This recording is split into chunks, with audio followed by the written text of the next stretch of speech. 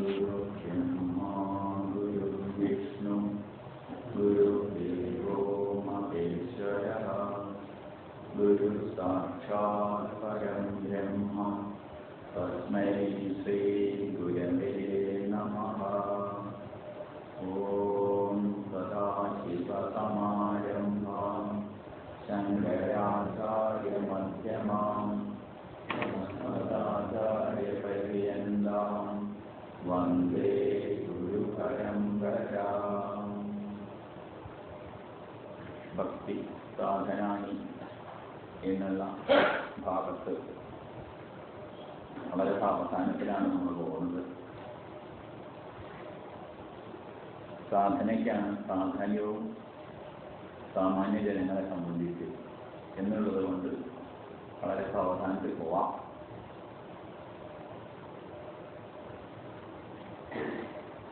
അതിൽ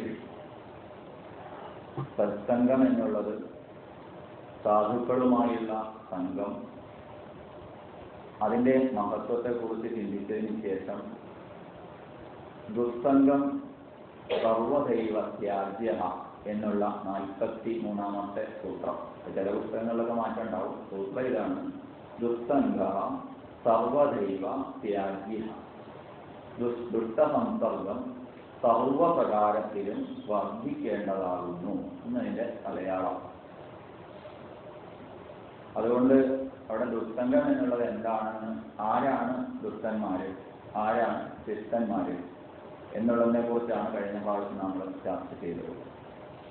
പക്ഷേ നമ്മളുടെ ഒരു മാർഗത്തിൽ നമ്മൾ പോകുന്ന വഴി സത്സംഗങ്ങളിൽ നിന്ന് ലഭിച്ചു കഴിഞ്ഞാൽ അതിനനുയോജ്യമല്ലാത്തതെല്ലാം, അനുയോജ്യമല്ലാത്തവ എന്ത് ചെയ്യും? ഒന്നുകിൽ അവർ വിട്ടുപോകും, അല്ലെങ്കിൽ അനുയോജ്യമാണെങ്കിൽ അവരെന്ത് ചെയ്യും? നമ്മുടെ കൂടെ കൂടും. അപ്പോഴും നമുക്ക് വേണ്ടവർ വന്നു ചേരുന്നുണ്ട്, വേണ്ടാത്തവരോ ഒഴിഞ്ഞു പോകും. അല്ലാതെ ദുസ്സംഗം ത്യജിക്കണമെന്നല്ല പറഞ്ഞത്. പിന്നെ മറ്റൊന്ന്, സാധനാഘട്ടത്തിൽ ഇതൊരു അനിവാര്യമാണ്. ഇന്ന് അത് ശ്രദ്ധിക്കാത്ത കാരണം കൊണ്ട് പലപ്പോഴും പല ആപത്തുകളും വന്നുവിടുന്നുണ്ട്. കാരണം ഓരോ കാലഘട്ടങ്ങളിലും ഒരു വ്യക്തിയുടെ വളർച്ചയിൽ അളക്കുന്ന ആളാരാന്ന് പറഞ്ഞില്ലേ? ഇവിടെ കുട്ടിയെ അളക്കുന്ന ആള് കേട്ടില്ലായിരുന്നോ? ആരാ? കുട്ടിയെ ടേപ്പും സ്കെയിലും വെച്ചിട്ടല്ല, കൗൺസിലാസ് ഇട്ടിട്ടുമല്ല, അളക്കുന്ന ആളുണ്ടല്ലോ, അതറിയില്ല. അമ്മ, മാതാവ് ഇല്ലേ? എവിടെയല്ലേ പറഞ്ഞു സ്വാമി? ഇല്ലേ, സ്വാമി പറഞ്ഞുണ്ട്. മാതാവ് എന്ന് പറഞ്ഞാൽ സംസ്കൃതത്തിൽ അതിന്റെ അർത്ഥം എന്താണ്? അളക്കുന്നവൾ. ടേപ്പും സ്കെയിലും വെച്ചിട്ടല്ല. പിന്നെ കുട്ടിയുടെ വളർച്ചയിൽ ഓരോ ചലനവും, ഓരോ ചിന്തയും, ഓരോ മനോവ്യാപാരവും അളന്ന് തിട്ടപ്പെടുത്താൻ കഴിവുള്ള ആളെയാണ് ആര്? മാതാവ് അല്ലേ എന്ന് പറയുന്നത്. അപ്പോൾ ആ അളന്ന് തിട്ടപ്പെടുത്തണമെങ്കിൽ എന്ത് വേണം? ഒരാളെ അളക്കണമെങ്കിൽ എന്തായാലും അളക്കുന്ന ആൾക്ക് അത്യാവശ്യം വിവരം വേണം. അളക്കാൻ അറിയുന്നേ. അല്ലാതെ ആരെയും ദുസ്വത്തിൽ പെട്ടുപോയി അവരാണ് കാരണം, ഇവരാണ് കാരണം എന്നൊന്നും പറഞ്ഞിട്ട് കാര്യമില്ല. അപ്പൊ അത് എന്തെന്ന് ചോദിക്കും, ഒരു വിദ്യാർത്ഥി എങ്ങനെ കഴിഞ്ഞുകൂടണം? എന്തിനേറെ വിദ്യാർത്ഥി എന്ന് പറഞ്ഞാൽ ബ്രഹ്മചാരി, ബ്രഹ്മചാരി എന്ന് പറഞ്ഞാൽ വിദ്യാർത്ഥി. ബ്രഹ്മന് ചരതി ഇത് ബ്രഹ്മചര്യം. ബ്രഹ്മം എന്ന് പറയുമ്പോൾ അവിടെ വേദം എന്ന് അർത്ഥമെടുക്കുന്നു. അപ്പൊ വേദം പഠിക്കാൻ അനുകൂലമായ സാഹചര്യത്തിൽ വസിക്കുന്ന ആളെയാണ് ബ്രഹ്മചാരി എന്ന് പറയുന്നത്. വിദ്യാർത്ഥി എന്നർത്ഥം. Bachelor of commerce, bachelor of arts, bachelor of science എന്നൊക്കെ പറയുമ്പോൾ ഇയാൾ ബ്രഹ്മചാരിയായിട്ട് ഈ കോഴ്സ് പൂർത്തിയാക്കിയിട്ടുണ്ട്. സ്നാതകനായാൽ, സ്നാനം ചെയ്താൽ, വിദ്യയിൽ കുളിച്ചാൽ, ഡിഗ്രി എടുത്തു കഴിഞ്ഞാൽ പിന്നെന്താണ്? അവാന്തര വിഭാഗങ്ങളിലേക്ക് പോകാം. അതുവരെ പാടില്ല. സ്നാനം ചെയ്യലാണ് സ്നാതക പദവി. അപ്പൊ ആ ഒരു കാലഘട്ടം, ആ സമയത്ത് എങ്ങനെ കഴിയണം എന്നുണ്ട്. മനോവ്യാപാരങ്ങൾ അതിനനുസരിച്ചൊക്കെ തോന്നിയോണം വിട്ടുകൊടുത്തു കഴിഞ്ഞാൽ എന്തായിത്തീരും? വിദ്യ ഉണ്ടാവില്ല. എന്തിനധികം കണ്ണാടിയുടെ മുന്നിൽ കൂടുതൽ സമയം ചെലവാക്കുന്ന വിദ്യാർത്ഥിക്ക് വിദ്യ ഉണ്ടാവില്ല എന്നുണ്ട്. അതിൻ്റെ അർത്ഥം കേവലം കണ്ണാടി മാത്രമല്ല, അതൊരു ഉപലക്ഷണമായിട്ട് എടുത്തിട്ട് അങ്ങനെയുള്ള കാര്യങ്ങളൊക്കെ എടുക്കണം. കോമള വിഗ്രഹപാലകന്മാരായി കഴിയുന്ന ഒരാളെ സംബന്ധിച്ച് വിദ്യ എന്നുള്ളത് ഉണ്ടാവില്ല. അപ്പൊ അങ്ങനെയുള്ളവർക്കും ഉണ്ടാവുന്നുണ്ടല്ലോ, ഉണ്ടാവും. കാരണം ഒരു കാര്യം നമ്മൾ പറയുമ്പോൾ അത് അപൂർവം ചിലവിലുണ്ടാവും. ഇനി ഉള്ളവരിൽ തന്നെ പലപ്പോഴും കാണുന്നത് എന്താണെന്ന് വെച്ചാൽ ഒരു തത്തമ്മയെ പൂച്ച എന്ന് പറയുന്നത് പോലെയാണ് കാണുന്നത്. അതെ, വളരെ അഭ്യസ്തരായ സമൂഹമാണെന്ന് ധരിക്കുന്ന ഇന്നലെ ഒരു കുട്ടി ആത്മഹത്യ ചെയ്തു. ഇന്നത്തെ പത്രത്തിലുള്ളത് മേഘ, ഇവിടെ ഉണ്ടായിക്കൊള്ളുന്നില്ല, 3 പെൺകുട്ടികളാണ്. നിസ്സാരങ്ങളായ പ്രശ്നങ്ങൾക്ക് പോലും അഭിമുഖീകരിക്കാൻ കഴിവില്ലാതെ അപ്പൊ ഈ പഠിക്കുന്നതൊക്കെ എന്താ? അതൊക്കെ വെറും കേവലം പരീക്ഷ എഴുതാൻ വേണ്ടി മാത്രം. അതിൽ ചിലപ്പോ അവര് വളരെ ഉന്നതയിൽ പോകുന്നുണ്ടാവും. ആ പഠിക്കുന്നതിന്റെ മൂല്യമൊന്നും അവരുടെ ജീവിതത്തിൽ തൊട്ട് തീണ്ടുന്നില്ല.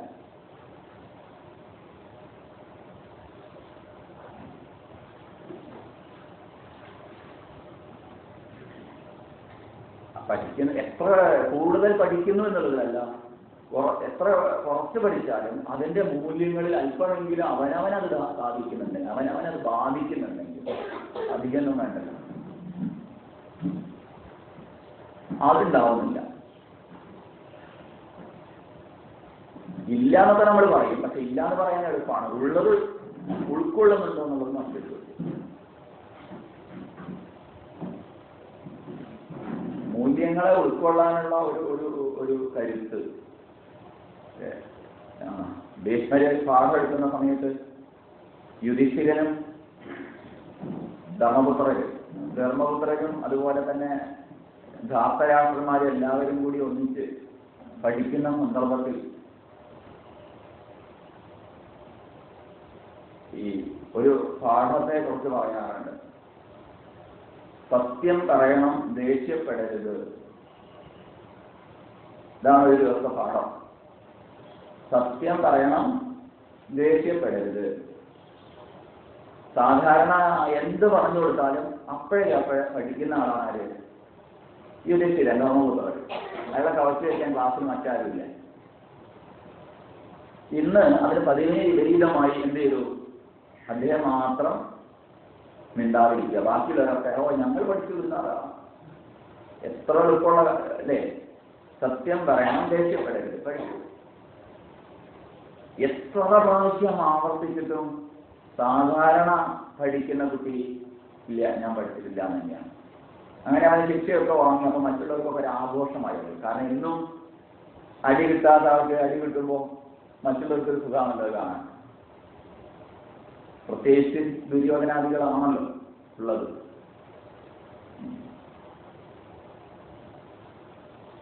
അപ്പോ ഇതിന് ഉത്തരം കണ്ടെത്തണമെന്ന് പറഞ്ഞ് വിഷയനും അത് തന്നെ. അങ്ങനെയാണ് വളരെയധികം ശിക്ഷ കിട്ടിയപ്പോ, അടി കിട്ടിയപ്പോ ഇയാൾ പറഞ്ഞു, അതിലൊന്നും ഞാൻ പഠിച്ചു. ഏതാവും ദേഷ്യപ്പെടുന്നത്. അത്രയും ശിക്ഷ കിട്ടിയിട്ടും എനിക്ക് ദേഷ്യം വന്നില്ല. മറ്റത് ഇപ്പോഴും പഠിച്ചു എന്ന് ഉറപ്പ് പറയാൻ വയ്യ. കാരണം സന്ദർഭം വരുമ്പോ നുണ പറയുമെന്ന്.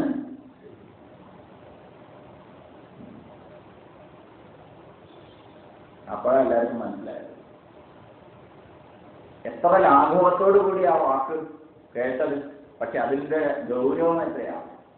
ഇതുപോലെ അനേകം നമുക്ക് കാണാൻ പറ്റും.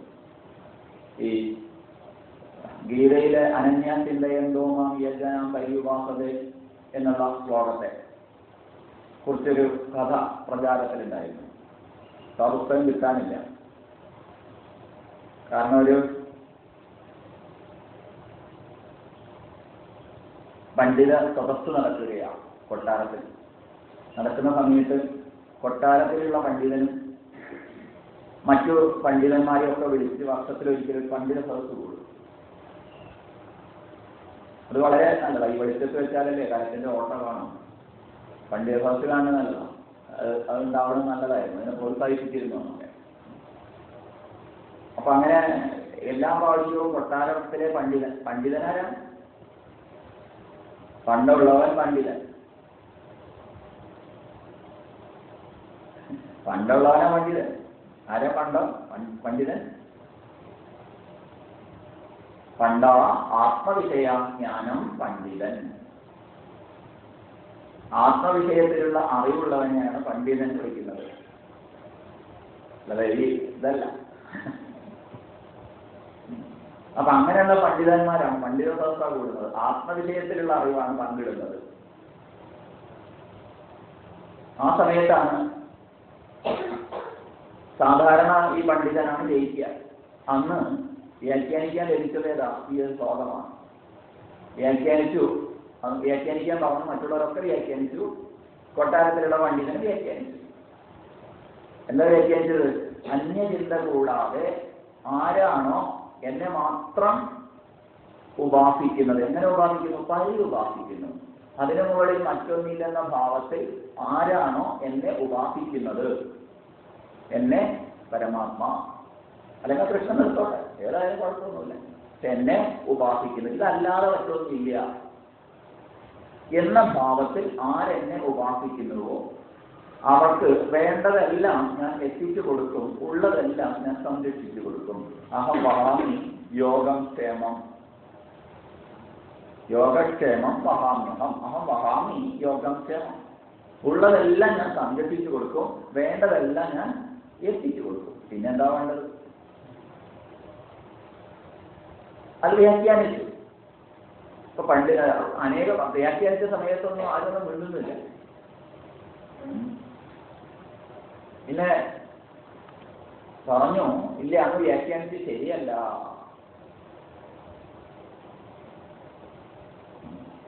നാളെ സൂര്യൻ ഉദിക്കുന്നതിന് മുമ്പ് ഇതിന്റെ അർത്ഥം ശരിക്കും പറഞ്ഞു തന്നില്ലെങ്കിൽ തല പോകും. രാജശാസനമാണ്. കഥയാണ്, കഥയും തത്വമാണ്. കഥ മുഴുവൻ പറയുന്നൊന്നുമില്ല. പിറ്റേന്ന് സൂര്യൻ ഉദിക്കുന്നതിന് മുമ്പ് എന്ത് വേണം? ഇതിന്റെ ശരിയായ അർത്ഥം പണ്ഡിത സദസ്സിൽ വിളിച്ചു കൊടുക്കണം. അദ്ദേഹം ഇല്ലെങ്കിൽ തല പോവും. ഇന്ന് വരെ അപമാനം വന്ന ഒരാത്ത ഒരു വ്യക്തിയാണ്. അപ്പൊ അദ്ദേഹത്തിന് അപമാനം വളരെയധികം. അതുകൊണ്ട് അദ്ദേഹത്തിന്റെ തല താഴ്ന്നു. അദ്ദേഹം വീട്ടിലേക്ക് കയറി ചെല്ലുകയാണ്. കയറി ചെല്ലുമ്പോൾ ഇന്ന് വരെ മുഖം ദാനമാവാത്ത വ്യക്തി കയറി വരുമ്പോ സഹധർമ്മിണി ചോദിക്കുക, ഇന്ന് എന്തേ അമ്മയ്ക്ക് പറ്റിയത്? ഈ അങ്ങാടി തോറ്റാൽ അമ്മയോടോന്നാണല്ലോ. അപ്പോഴേക്ക് ഇദ്ദേഹം വളരെയധികം ദേഷ്യപ്പെടുക. എന്താ അമ്മയുടെ വിഷമം? എനിക്ക് ഒന്ന് പറഞ്ഞു തരൂ. അതാണല്ലോ 1000 വൈദ്യന്മാർക്ക് സമമാണല്ലോ ഒരു ഭാര്യ.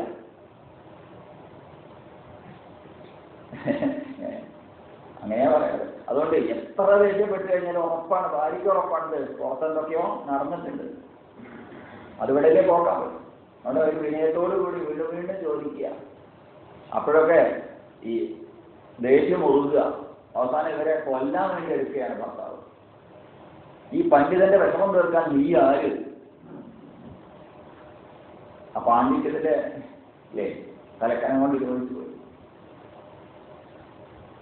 അവസാനം ഇവര് പറയുകയാണ്, അങ്ങ് എന്ത് വേണമെങ്കിൽ എന്നെ ചെയ്തോളൂ, പക്ഷെ ഒരു കാര്യം ഞാൻ പറയുന്നൊന്ന് കേൾക്കൂ, കേട്ടതിന് ശേഷം എന്ത് വേണമെങ്കിൽ ചെയ്തോളൂ.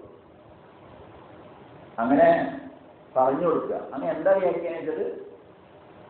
അന്യചിന്ത കൂടാതെ ഏതൊരാളാണോ എന്നെ മാത്രം ഉപാസിക്കുന്നത് അവർക്ക് വേണ്ടതെല്ലാം കൊണ്ടു കൊടുക്കും, ഉള്ളതെല്ലാം സംരക്ഷിച്ചു കൊടുക്കുമെന്നല്ലേ.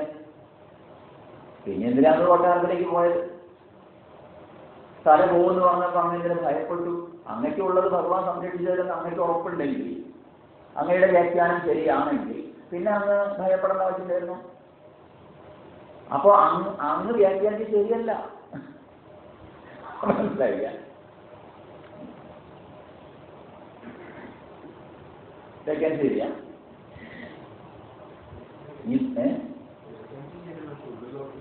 അത് പുറമെയുള്ള അധരവ്യായാമല്ല ഉദ്ദേശിച്ചത്. അധരവ്യായാമം ചെയ്യാൻ നമുക്കൊക്കെ പറ്റും. സംഭ്രമം വരുമ്പോ എന്തുണ്ടാവും?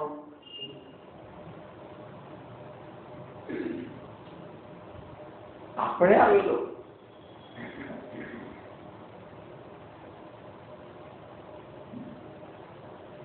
അതുകൊണ്ടൊരു സാധന എന്ന് പറയുമ്പോൾ, ഇവിടെ ഒരു വിദ്യാർത്ഥി എന്ന് പറയുമ്പോൾ അവിടെ പലവിധ സാഹചര്യങ്ങളുണ്ടാവും. ഈ സാഹചര്യങ്ങൾ അനുകൂലമാക്കി തീർക്കുക എന്നുള്ളത് ഒരു വിദ്യാർത്ഥിയെ സംബന്ധിച്ച് മുഖ്യമാണ്. അതേ പറഞ്ഞതിന് താല്പര്യമുള്ളൂ. അങ്ങനെ ക്രമികമായി അതിനുപരി എത്തിക്കഴിഞ്ഞാൽ എന്തായി? അല്ലേ, ഒരു ചെടി, വളരുന്ന ചെടിക്ക് ഒരു വേലിക്കെട്ട് ആവശ്യമാണ്. ഇല്ലെങ്കിൽ ആട് കടിച്ചു എന്ന് വരും. ആട് കടിച്ചാൽ 6 മാസമെങ്കിലും വളർത്താൻ മേടിക്കും. ഒരു പ്രാവശ്യം കടിച്ചാൽ ഇല്ല. ഒരു തൈ നമ്മൾ നട്ടു കഴിഞ്ഞാൽ ആ തയ്യനെ നമ്മൾ വേലി കെട്ടി സംരക്ഷിക്കണം. വേലി കെട്ടി സംരക്ഷിച്ചിട്ടില്ലെങ്കിൽ എന്തുണ്ടാവും? ആട് കടിക്കുന്നു. ആട് കടിച്ചാൽ എന്തുണ്ടാവും? 6 മാസത്തെ വളർച്ച മേടിച്ചില്ലേ. പക്ഷെ അത് മരമായി വളർന്നു കഴിഞ്ഞാൽ ഒന്നുകിൽ വേലി പൊളിച്ചു കൊടുക്കണം, അല്ലെങ്കിൽ അത് സ്വയമേവ വേലി പൊളിച്ചുകൊള്ളും. പിന്നെ ആടിനെയല്ല ആനയെയും അതിൽ കെട്ടാം. അതിനെ കുഴക്കാൻ ആടിന് കഴിയില്ല. സർവത്തിനും യാതൊരു ഭേദബുദ്ധിയില്ലാതെ അത് തണലേറ്റു, ആടായാലും ആനയായാലും. അപ്പോ വളരുന്ന ചെടിക്കുള്ള വേലിക്കെട്ട് കണ്ട് ഭയപ്പെടുകയൊന്നും വേണ്ടെന്നാവുന്നത്. അപ്പൊ സാധനകാലത്ത് ദുർജനങ്ങളും സജ്ജനങ്ങളും ഒക്കെ ഉണ്ട്. സിദ്ധനെ സംബന്ധിച്ച് ദുർജനം സജ്ജനം ഉണ്ടോ? അത് ഏതൊരു വീക്ഷണം അനുസരിച്ചാണോ അതിനനുസരിച്ചാണെന്ന് മാത്രം. ഇന്നൊരാൾ ചോദിച്ചതാണ്, ഒരു സന്യാസിയാണ്. അദ്ദേഹം രാവിലെ വന്നു, ഒരു സ്ഥലത്ത് ക്ലാസ് ആയിരുന്നു. അപ്പോൾ വന്ന സമയത്ത് ഒരു വീട്ടിലായിരുന്നു ഭക്ഷണത്തിന് കയറി ചെന്നപ്പോ അവിടുത്തെ അമ്മയോട് ഈ സന്യാസി പറഞ്ഞു. അപ്പൊ അവര് പറഞ്ഞു, സ്വാമിജിയുടെ, അപ്പൊ ഈ സ്വാമിജിക്ക് ഒരു 85 വയസ്സായിരുന്നു. ഉടനെ ആ അമ്മയ്ക്കും കുറെ പ്രായമായിട്ടുണ്ട്. സ്വാമിജിക്ക് എനിക്ക് അപ്പൊ അധികം പ്രായം ചോദിച്ചു. എന്താ ചോദ്യം ഉണ്ടായത്? അല്ല, സ്വാമിജി പറഞ്ഞു അത് അമ്മയ്ക്ക് തന്നെയാണെന്ന് പറഞ്ഞു. അല്ല, ഈ സ്ത്രീ പറഞ്ഞു, ഈ അമ്മ പറഞ്ഞു അല്ല സ്വാമിജിക്കാണെന്ന്. വേണ്ട പാസ്റ്റായി. അവസാനം നമ്മളെടുത്തെത്തി, നമുക്കായി ഒഴിമുറി. നമ്മൾ പറഞ്ഞു ഈ സമയം എന്നുള്ളത് ഇപ്പോ ആപേക്ഷികമാണല്ലോ. അപ്പൊ വയസ്സ് എന്നുള്ളതും ആപേക്ഷികല്ലേ. കാരണം കാലചക്രം എന്നല്ലേ പറയുന്നത്. കാലചക്രം എന്നല്ലേ പറയുന്നത്. കാലചക്രം എന്ന് പറയുമ്പോൾ ആർക്കപ്പൊ കൂടിയെന്ന് എങ്ങനെ പറയാൻ പറ്റും? ഇത് ചക്രമല്ലേ. ആരപ്പം മുന്നിൽ ആരാ ആർക്കറിയാം? കാലചക്രം തിരിയുന്നു അല്ലേ, ചക്രം. അപ്പൊ പിന്നെ ചോദ്യമില്ല. ഇന്നത്തെ വിഷയം അതായിരുന്നു. ഭഗവത്ഗീത 4-ാം അധ്യായം. ഇമം വിവസ്വതേ യോഗം പ്രോക്തവാനഹമവ്യയം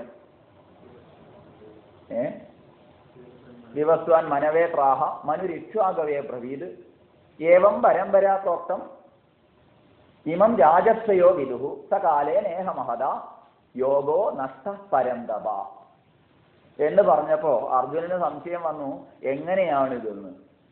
അങ്ങ് ഈ അടുത്ത കാലത്താണല്ലോ ഉണ്ടായത്. എന്നിട്ട് അങ്ങ് പറയുന്നു അങ്ങത് വിവസ്വാൻ ഉപദേശിച്ചു എന്ന്. വിവസ്വാൻ മനുവിന്, ആദ്യ മനുഷ്യനായ മനുവിന് ഉപദേശിച്ചു എന്നും, മനു ആദ്യത്തെ രാജാവും ക്ഷത്രിയനുമായ രാജാവുമായ ഇക്ഷ്വാകുവിന് ഉപദേശിച്ചു എന്നും, അങ്ങനെ അത് ശാസ്ത്രം പ്രചരിച്ചു എന്നും ഭരണകർത്താക്കൾ അറിഞ്ഞു എന്നും, അങ്ങനെയാണിത് വന്നത്. അതിന് അനുഷ്ഠാതരണം കാമോദ്ഭവാത് ഹീയമാന വിവേക വിജ്ഞാന ഹേതുവേന എന്ന ആചാര്യസ്വാമികളുടെ ഭാഷ്യം അനുസരിച്ച് ചിന്തിച്ചാൽ അതിന് ക്ഷയം സംഭവിച്ചു, നാശം സംഭവിച്ചിട്ടില്ല. ഇത് ചിലപ്പോൾ പൊടി തട്ടിയെടുക്കാൻ വേണ്ടി വീണ്ടും വന്നു എന്നേ ഉള്ളൂ എന്ന് പറയുന്ന സമയത്ത് ഇപ്പോൾ നമ്മൾ അല്ലെങ്കിൽ ഒന്ന് ചിന്തിച്ചു നോക്കുക. ഇപ്പോൾ കൃഷ്ണവർഷം എന്ന് പറയാറുണ്ട് ചിലരില്ലേ. ഇപ്പൊ ചില കലണ്ടറിലൊക്കെ ഉണ്ട് കൃഷ്ണവർഷം. അപ്പൊ കൃഷ്ണവർഷം എന്ന് പറയുന്നത് ഏതിനെ അപേക്ഷിച്ചിട്ടാണ്? കൃഷ്ണൻ പോയ അന്ന് മുതൽക്കുള്ളതാണോ കൃഷ്ണൻ ജനിച്ച അന്ന് മുതൽക്കുള്ളതാണോ? ഏതാ? രണ്ടും കാണുന്നുണ്ട്. എന്നിട്ട് കാര്യവർഷം എന്ന് പറയുമ്പോൾ ഏതാ? പോയത്. അതെ, കൃഷ്ണൻ തിരോഭവിച്ചതിന് ശേഷം ഉള്ള വെച്ചിട്ടാണ് കരി അല്ലേ 5000 ജില്ലാന വർഷങ്ങൾ എന്ന് പറയുന്നത്. അങ്ങനെയാ പറയുന്നത്. അതാ പറഞ്ഞത്. അതെങ്ങനെയാവുക? അത് പറ്റുമോ? കൃഷ്ണവർഷം എന്ന് പറഞ്ഞാൽ കൃഷ്ണൻ ജനിച്ച വർഷം വേണ്ടേ? എന്താ അങ്ങനെയാ പറയുന്നത്. അത് പറയാം. പക്ഷേ ഇനിയിപ്പോൾ കരിവസ്ത്രം എന്ന് പറഞ്ഞാലും കൃഷ്ണവസ്ത്രം എന്ന് പറഞ്ഞു കഴിഞ്ഞാലും അതുപോലെ തന്നെ അപ്പോൾ എന്ത് പറഞ്ഞു കഴിഞ്ഞാലും ഇതൊക്കെ വാസ്തവത്തിൽ എന്താണ്? ക്രിസ്തുവിന് ശേഷം എന്ന് പറഞ്ഞാലും ഒക്കെ കാലചക്രം തിരിയുന്നില്ലേ. ഇനിയിപ്പോൾ ഇതിനെ തന്നെ നിർവചിക്കും, ശരീരം എന്ന് പറയുന്നതിനെ കുറിച്ച് നിർവചിക്കും. ശരീരം എന്ന് പറയുന്നതും കാരണം ഇപ്പൊ ഈ ഇടക്കാലത്ത് കുറച്ച് സമയത്ത് മാത്രമേ നമ്മൾ കാണുന്നുള്ളൂ. ബാല്യവും കൗമാരവും യൗവനവും ജരയും പോലെ തന്നെ ആണ് ഏത് ദേഹാന്തര പ്രാപ്തി എന്ന് പഠിക്കുമ്പോൾ. അപ്പൊ ഈ ഇടക്കാലത്ത് മാത്രം കാണുന്ന ഈ ഒരു കാഴ്ച വെച്ച് എത്ര വയസ്സായി എന്ന് കണക്കാക്കുമ്പോൾ വാസ്തവത്തിൽ ജീവൻ എത്ര വയസ്സായിട്ടുണ്ടാവും? അപ്പൊ അകാല മരണമില്ല അല്ലേ? ഉണ്ടോ? ജനനം എന്നുള്ള ജീവനെ സംബന്ധിച്ച് അതങ്ങനെ നടന്നുകൊണ്ടിരിക്കുകയാണ്, ചക്രം കറങ്ങിക്കൊണ്ടിരിക്കുകയാണ്. ഏതാണോ ആഗ്രഹത്തിനനുസരിച്ച് അങ്ങനെ മാറുകയാണ്. അപ്പൊ ഇത് ചിന്തിച്ചു കഴിഞ്ഞാൽ, ശാസ്ത്രത്തിനനുസരിച്ച് നമ്മൾ ചിന്തിച്ചു കഴിഞ്ഞാൽ ഈ കാണാവുന്നത് മുഴുവൻ എന്തായി തീരും? ഒരു ചക്രമാണ്. പക്ഷെ ഈ ചക്രം തിരിയണമെങ്കിൽ എന്ത് വേണം? ചക്രം എന്ന് പറയുമ്പോൾ തന്നെ ഒരു ആരം കൽപ്പിക്കുകയൊക്കെ വേണമല്ലോ അല്ലേ? അതന്നെ കൽപ്പന ലോകമല്ലേ ഇപ്പോൾ ഇതൊക്കെ. അപ്പൊ ആ കാൽപ്പനികമായ ലോകത്ത് ഇവിടെ ഇപ്പൊ ഈ ചർച്ച ചെയ്യപ്പെടുന്ന വിഷയം ഏതാണ്? കാൽപ്പനികമാണ്. ഈ കാൽപ്പനികമായതിൽ ദുസ്സംഗം എന്നുള്ളതും സത്സംഗം എന്നുള്ളതൊക്കെ നമ്മൾ ദുസ്സംഗം എന്ന് പറഞ്ഞൊന്നും ഉപേക്ഷിക്കേണ്ടതല്ല എന്നൊക്കെ ചിലപ്പോൾ പറഞ്ഞേക്കാം. എല്ലാറ്റിനെയും സ്നേഹിക്കാനുള്ള വിശാലമായ കാഴ്ചപ്പാടാണെന്നൊക്കെ പറയുമ്പോൾ, പക്ഷെ വാസ്തവത്തിൽ ചില കാഴ്ചപ്പാടൊക്കെ വേണം. വ്യവഹാരത്തിൽ എന്തുണ്ട്? പലതുമുണ്ട്. വ്യവഹാരത്തിൽ പലതുമില്ലേ? വ്യവഹാരത്തിൽ വേറെ വേറെ അല്ലേ നമ്മളൊക്കെ? സ്ത്രീയും പുരുഷനും വേറെയല്ലേ? എന്താ? പക്ഷെ വിദ്യാർത്ഥിയെ സംബന്ധിച്ച് ഇപ്പം എന്താ പറയണത്? സ്കൂളുകളെ സംബന്ധിച്ച് കോളേജുകളെ സംബന്ധിച്ചൊക്കെ പറഞ്ഞാൽ എന്താ കാണിക്കുന്നത്? ചിന്തിച്ചു കഴിഞ്ഞാൽ മനസ്സിലാക്കാൻ പറ്റും, പരമാർത്ഥത്തിലും വ്യവഹാരത്തിലും ഒക്കെ പോലെയാണ്. അതുകൊണ്ട് ഈ വിഷയത്തെക്കുറിച്ച് പഠിച്ചെടുക്കുന്ന സമയത്ത് യാതൊരു സംശയവുമില്ല, എന്തിനേറെ ആശ്രമത്തിൽ ഒന്നിച്ചു വസിക്കുന്ന ബ്രഹ്മചാരിമാരും ബ്രഹ്മചാരിണിമാരും തമ്മിൽ ഒന്നിച്ചിരിക്കരുത്.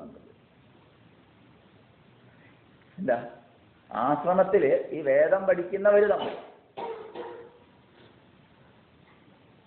സഹോദരിയെ അർജുനന് ദുര്യോധനന് കല്യാണം കഴിച്ചു കൊടുക്കാൻ നിശ്ചയിച്ചു കൃഷ്ണൻ, ബലരാമൻ. ആ സമയത്താണ് കൃഷ്ണന് താല്പര്യം അർജുനന് കൊടുക്കണം എന്നാണ്. മനസ്സിലായില്ല? അതിന് സാഹചര്യം നോക്കി നടന്നു കൃഷ്ണൻ. പക്ഷെ ജ്യേഷ്ഠനെയൊക്കെ നിഷേധിക്കാനും വയ്യ.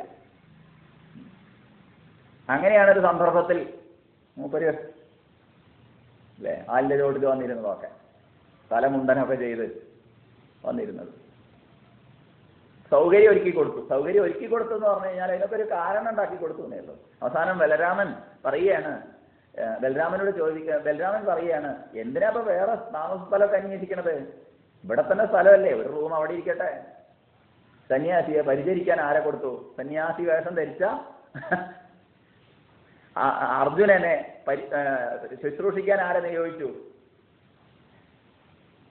സുഭദ്രയെ നിയോഗിച്ചു. അങ്ങനെ അവസാനം കൊണ്ടുപോയപ്പോ ആകെ ഇളകിയ സമയത്ത് ഒരു സന്ദർഭത്തില് കൃഷ്ണനെ അങ്ങേയറ്റം ചീത്ത പറയുന്നുണ്ട് ബലരാമൻ. ഇതിനൊക്കെ ഒരുക്കി കൊടുത്തത് താങ്കളാണെന്നൊക്കെ പറഞ്ഞിട്ട് അങ്ങേയറ്റം പറയുന്നുണ്ട്. അപ്പൊ കൃഷ്ണൻ ഒറ്റ ചോദ്യത്തിൽ ഈ വാക്യം മുഴുവൻ ഖണ്ഡിച്ചു. എങ്ങനെയാണെന്നറിയോ? ജ്യേഷ്ഠൻ തന്നെയല്ലേ കാന്തത്തിന് ഇരുമ്പിനെ എടുത്തു വെച്ചത്? ജ്യേഷ്ഠൻ തന്നെയല്ലേ അതിന് ഉത്തരവാദി? ഞാനല്ലല്ലോ. അങ്ങനല്ലേ പറഞ്ഞത്? എന്നെയാണോ കുറ്റം പറയണത്? അപ്പൊ ആരെ കുറ്റം പറയേണ്ടത്? അപ്പൊ സാഹചര്യങ്ങൾ ഇവിടെ ദുസ്സംഗം എന്നുള്ളതും ഏതൊരാളുമായിട്ടാണോ നമ്മൾ കൂടിച്ചേരുന്നത്, ആ കൂടിച്ചേരുന്ന വ്യക്തിയുമായിട്ടുള്ള അവരുടെ സ്വഭാവങ്ങൾ ഏതാണോ കൂടുതൽ സ്വീകരിക്കുക നമ്മൾ? നല്ലതാണോ ചീത്തയാണോ? ലോകത്ത് നല്ലതാണോ ചീത്തയാണോ സ്വീകരിക്കുക? പറഞ്ഞു അടുത്ത ഒരു ഉദാഹരണമല്ലേ ഏത്? ഒരു വഴിക്ക് നടന്നു പോണ സമയത്ത് വസ്ത്രം റോസാപ്പൂലുടക്കിയത് ഇല്ലേ? കേട്ടില്ല? ഒരു വഴിക്ക് നടന്നു പോകുമ്പോൾ റോസാപ്പൂവിൽ വസ്ത്രം ഉടക്കി, അതിന്റെ സുഗന്ധം വസ്ത്രത്തിൽ പോരുമോ? ഇല്ല. വഴിയിലൂടെ പോയപ്പോ മരത്തിൽ വസ്ത്രം മുടക്കി, ഏതാ പോരുക? അത് പോരുമോ? പോരും. അപ്പൊ ലോകത്തെ ഏറ്റവും കൂടുതൽ സ്വീകരിക്കാതായിരിക്കും.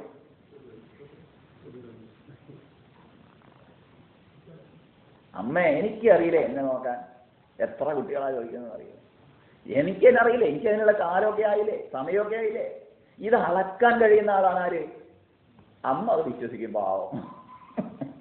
ഇങ്ങനെയാണ് പലപ്പോഴും പ്രശ്നങ്ങളാവുന്നത്. ഓരോ സമയത്തും അളക്കാൻ കഴിയുന്നവൾ എന്നർത്ഥം വന്നത്. അതുകൊണ്ട് ആ അളക്കാൻ കഴിയുന്ന അമ്മ എപ്പോഴും എന്തിനും പ്രോത്സാഹിപ്പിക്കണം അല്ലേ? ഏതിന്? നല്ല സംസർഗം ഉണ്ടാവാൻ, സത്സംഗത്തിന് കൊണ്ടുപോവാൻ നമ്മൾ ഇവിടെ ഉള്ളവർ വിചാരിച്ചാൽ മതി. അപ്പൊ കസേര കുറച്ചുകൂടി വാങ്ങേണ്ടി വരുന്നതാണ്. എന്നിപ്പോ വന്നപ്പോ കസേര എണ്ണിയപ്പോഴേ കുട്ടികൾ കുറച്ച് വന്നു കഴിഞ്ഞപ്പോ എന്താവും സ്ഥിതി? ഇതിലിരിക്കുന്നവർ കൊണ്ടുവന്നാല് അല്ല, ആലോചിച്ച് നോക്കൂ. അപ്പൊ കൊണ്ടുവരല്ല ആരുടെ കർത്തവ്യ? കൊണ്ടുവന്നാൽ എന്തുണ്ടാവും? ഗുണം ഉണ്ടാവും. അവരവർക്ക് ഗുണം ഉണ്ടാവും, അവരവർക്ക് പഠിക്കാൻ പറ്റും, ഒപ്പം ഇതിനെക്കുറിച്ച് മനസ്സിലാക്കിക്കാൻ പറ്റും. പലപ്പോഴും കുട്ടികളെ പറ്റി കുറ്റം പറയുന്ന അമ്മമാരുടെ എണ്ണം കൂടിക്കൂടി വരികയാണ്. സംശയം ഉണ്ടെങ്കിൽ ആശ്രമത്തിൽ കുറച്ചു നേരം ഇരുന്നാൽ മതി. കുട്ടികളെ പറ്റി കുറ്റം പറയുന്ന അമ്മമാരുടെ എണ്ണം വർദ്ധിക്കുകയാണ്. സ്വാമിജി ഒരു എളുപ്പ ചോദ്യം ചോദിക്കാറുണ്ട്. ഒറ്റ ചോദ്യം, ഏതാണ്? നിങ്ങളെ കുട്ടിയല്ലേ? അതെ, സ്വാമിജി ആദ്യം ചോദിക്കുന്ന ചോദ്യം അതാണ്. കുട്ടീനെ പറ്റി കുറ്റം പറഞ്ഞൊക്കെ കഴിഞ്ഞ ഒറ്റ വാക്യം, എന്ത്? ഒറ്റ ചോദ്യം അങ്ങോട്ട്, നിങ്ങളെ കുട്ടിയല്ലേ? അപ്പോ കുട്ടികളെ പലരും പറയുന്നത് ആരും വരുന്നില്ല, അങ്ങനെയാണ് ഇങ്ങനെയാണ്. നമ്മുടെ വീട്ടുകാരും നമ്മുടെ വീട്ടിലുള്ള അംഗങ്ങളെ ആരെങ്കിലും എന്നെങ്കിലും ഒക്കെ അല്ലേ കൊണ്ടുവന്നു കഴിഞ്ഞാൽ, ഇല്ലെങ്കിൽ വളരെ ഭീകരമാണ് സ്ഥിതിവിശേഷങ്ങൾ. അതെ, സംശയമൊന്നുമില്ല. സംസ്കാരത്തിൽ ഒരുപാട് സ്നേഹം എന്നുള്ളത് ഇല്ലാതായിരിക്കുക. വിദ്യാസമ്പന്നരാണ്, അത് ശരിയാണ്. സ്നേഹം എന്നുള്ളത്, അച്ഛനോടുള്ളത്, അമ്മയോടുള്ളത്. അതെ, പ്രസംഗത്തിൽ നമ്മളൊക്കെ അങ്ങനെ പറയുന്നുണ്ട്, അവിടെ ഉണ്ട് ഇവിടെ ഉണ്ട്, അങ്ങനെ ചെയ്യണം ഇങ്ങനെ ചെയ്യണം.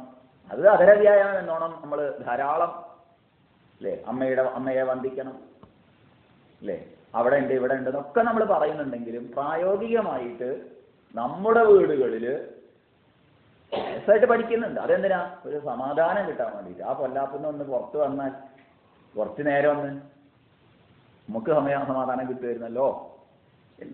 അതിൽ കവിഞ്ഞ് നമ്മളുമായി ബന്ധപ്പെട്ടവർ കൊണ്ടുവരാൻ ശ്രമിച്ചാൽ എന്തുണ്ടാവും? അവരുമായുള്ള ബന്ധം കൊണ്ട് എന്തുണ്ടാവും? സംശയമൊന്നുമില്ല. ഇപ്പൊ ഇവിടെ തന്നെ ഈ യൂണിവേഴ്സിറ്റിയിൽ ഇവിടെ ഇതിന്റെ മുന്നിൽ കൂടെ പോകുന്ന രണ്ട് പെൺകുട്ടികൾ കഴിഞ്ഞ പ്രാവശ്യം നമ്മൾ വിളിച്ച സമയത്ത് ഇവർ വന്നില്ല. അവിടെ ക്ലാസ്സിന് വന്നേന്നാ നിലമ്പൂര്. അപ്പൊ അവരിവിടെ ഹോസ്റ്റലിൽ അവിടെ താമസിച്ച് പഠിക്കുക. പക്ഷെ അവര് വന്നില്ല എന്നുള്ളതല്ല, അത് ഇഷ്ടമുണ്ടെങ്കിൽ വന്നോട്ടെ. പക്ഷെ അതേ സമയത്ത് നമ്മൾ വിളിച്ചെന്ന് മാത്രം. അന്ന് ഉണ്ടായ ഒരു തെറ്റില്ല, ഏത്? ഈ ഓജോ ബോർഡിന്റെ അത് തീർത്തതാണ്. വീണ്ടും ഇവർ തന്നെ ആവർത്തിക്കുന്നു. കുട്ടികളെ പഠിപ്പിക്കുന്നു മറ്റേ കുട്ടി.